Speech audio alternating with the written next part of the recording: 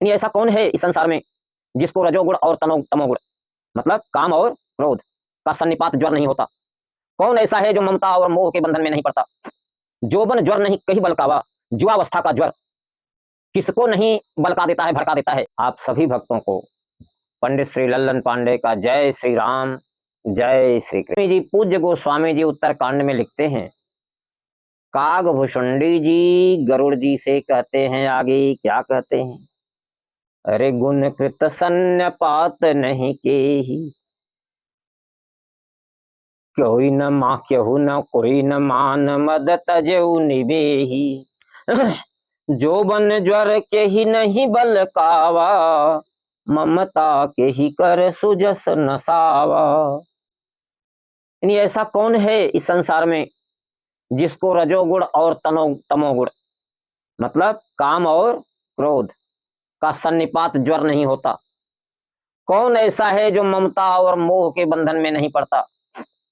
जोबन ज्वर नहीं कहीं बलकावा, जुआवस्था का ज्वर किसको नहीं बलका देता है, भड़का देता है, और ममता बस किसका सुयश नष्ट नहीं हो जाता? तो मित्रों, यह सारे अवगुण माया के हैं और इस संसार में सबको व्यापी हैं, पर कुछ लोग ऐसे हो सकते हैं जिनमें ये अवगुण न हो। सब में तो हैं, पूरे संसार में है, पर मैं भी ये मानता हूं कि यह सिद्धांत पूरे संसार के लिए है। देवलोक, असुरलोक, मनुष्यलोक सब में ये अवगुण हैं, पर कुछ ऐसे इक्के दुक्के लोग हैं जो प्रभु के भक्त हैं, ज्ञानी पुरुष हैं, वे इन अवगुणों से बचे हुए हैं।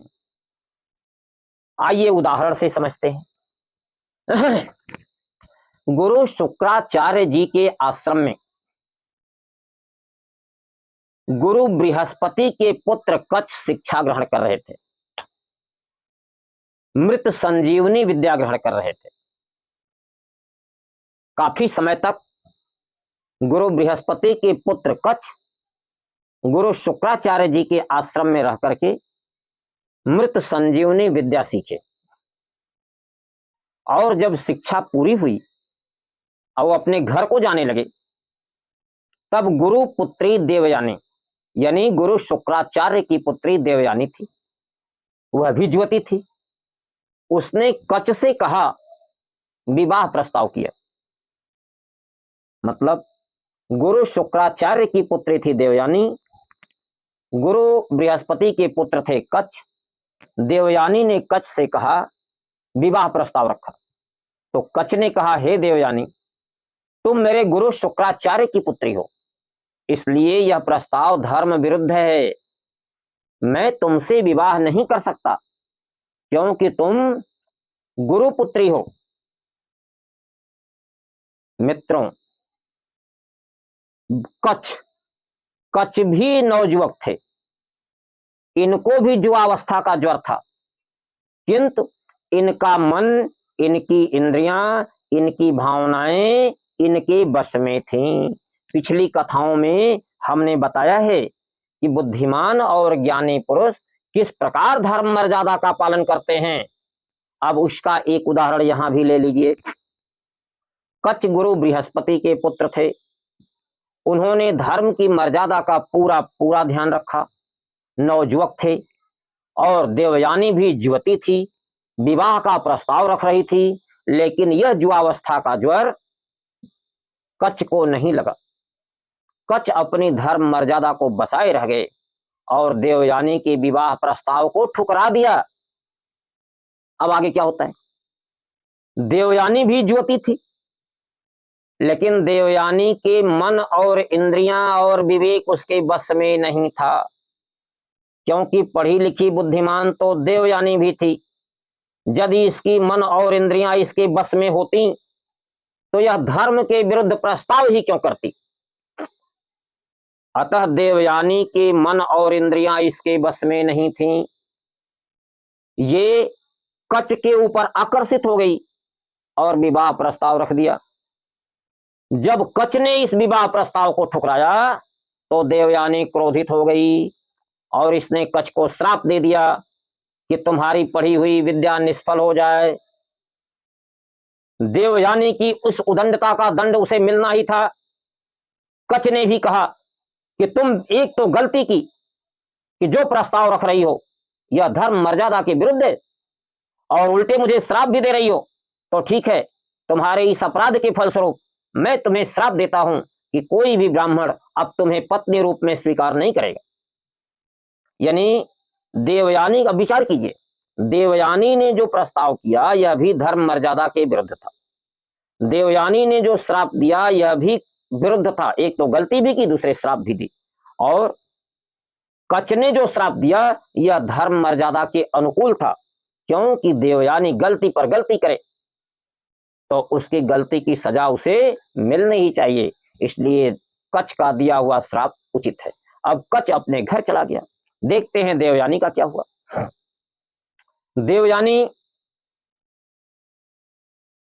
देवयानी गुरु शुक्राचार्य की पुत्री थी और असुर राज, असुरों का राजा था वृषपर्वा।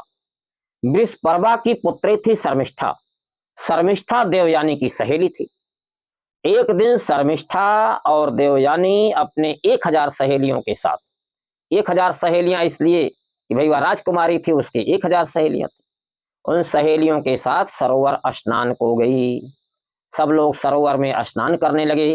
स्नान के पश्चात शर्मिष्ठा जब बाहर आई तो उसने भूल से देवयानी के कपड़े पहन लिए। अब देवयानी ने जब यह देखा तो आग बबूला हो गई और शर्मिष्ठा को भला बुरा सब कहने लगी। कोई बहुत बड़ा अपराध तो नहीं था, किंतु देवयानी का स्वभाव ही क्रोधी था। उसने इतना भला बुरा कहा कि शर्मिष्ठा को बहुत कुछ अनुचित कहा। तब बदले में भाई शर्मिष्ठा भी तो उसी उम्र की थी और उसकी सहेली ही थी। शर्मिष्ठा यह भी राजकुमारी थी।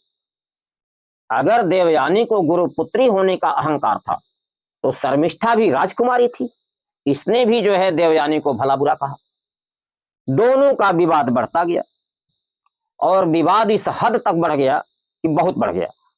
वहीं समीप में एक जल विहीन कुआं था जो बहुत गहरा नहीं था। विवाद के बीच ही देवयानी उस कुएं में गिर पड़ी और शर्मिष्ठा अपनी सहेलियों के साथ राजमहल वापस लौट आई। मित्रों, यहां यह बात सिद्ध हो गई कि देवयानी का स्वभाव अहंकारी और घमंडी और क्रोधी था। इसी कारण उसने कच को भी श्राप दिया। इसी कारण उसने शर्मिष्ठा से भी भला बुरा कहा और बदले में उसको भी वही मिला जो उसने दूसरों को दिया। याद रखिए, व्यवहारिक जीवन में हमको, आपको, सभी को दूसरों के साथ वही व्यवहार करना चाहिए जो हम अपने लिए चाहते हो। यानी अगर हम चाहते हैं कि दूसरे हमारे साथ अच्छा व्यवहार करें तो हमें भी दूसरों के साथ अच्छा व्यवहार करना चाहिए। बोया पेड़ बबूल का आम कहां से खाए, जो दूसरों को श्राप देगा, दूसरों को गाली देगा, तो फिर उसे अच्छा कहां से मिलेगा, उसे भी तो वही मिलेगा। इसीलिए देवयानी को भी वही मिला जो यह दूसरों को दे रही थी। यानी अब इस विवाद में शर्मिष्ठा सहेलियों के साथ राजमहल वापस आ गई और देवयानी उस जल विहीन कुएं में गिरी रह गई। संजोग से उसी रास्ते महाराज ययाति जा रहे थे। अब महाराज ययाति को जल की आवश्यकता थी, इसे भी संजोग ही कहिए। उन्होंने बगल में कुआं देखा तो कुएं की तरफ बढ़े। जब वो कुएं के तट पर बढ़ते हैं तो देखते हैं कि वस्त्रहीन देवयानी उसमें पड़ी हुई है। अतः इन्होंने तुरंत अपना दुपट्टा उतारा और देवयानी को नीचे गिरा दिया। देवयानी ने उस दुपट्टे को लपेट लिया। अब राजा ययाति ने हाथ बढ़ाए और कहे, हाथ पकड़ो, मैं बाहर निकाल दूं। वे बहादुर थे ही। किसी व्यक्ति को हाथ पकड़कर बाहर खींच लेना एक राजा के लिए कोई बहुत परिश्रम का काम तो है नहीं। राजाओं का शरीर बलिष्ठ होता है। अतः ये थोड़ा लटके और हाथ बढ़ाए, देवयानी को हाथ को पकड़े और धीरे धीरे ऊपर खींच लिए। देवयानी कुएं से बाहर निकल आई।